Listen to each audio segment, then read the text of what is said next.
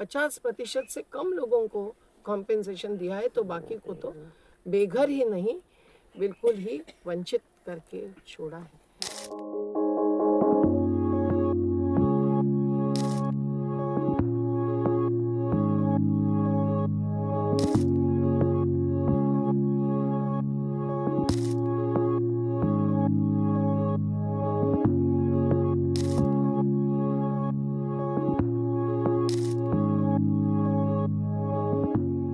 कई गरीबों ने अपना पूरा पैसा डालकर थोड़े लाख रुपए में कुछ जमीन का टुकड़ा खरीदा और उस पर उन्होंने जब संभव हुआ तब घर बनाया।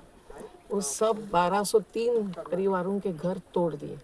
अब इस क्षेत्र को बाढ़ मुक्त करने के लिए तोड़े हैं, ये वक्तव्य तो सही साबित नहीं हुआ है, लेकिन इन्होंने बाढ़ मुक्त करने का नाम लिया और बाद में सीएम के आश्वासन में ये भी आया कि यहाँ की ज़मीन बहुत महंगी है, तो जिनके घर तोड़े हैं उनको मैं ज़मीन दूंगा दूसरी जगह पर, ये कहते हुए आखिर में उन्होंने ये मंजूर किया कि दूसरी जगह में ज़मीन कैसे दूंगा, क्योंकि यहाँ की ज़मीन की कीमत 1 बीघा की 7 करोड़ है।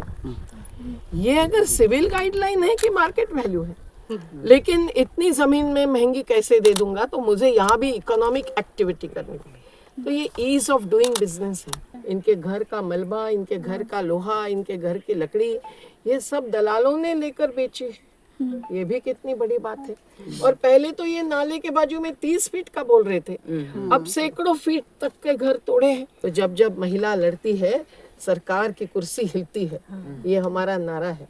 और नारी के सहभाग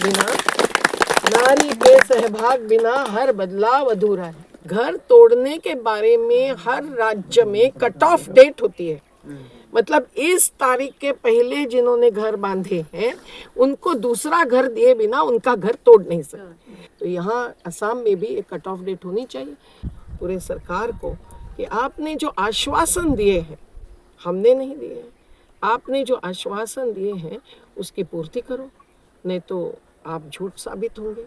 और कोई जाति धर्म के आधार पर मत देखो।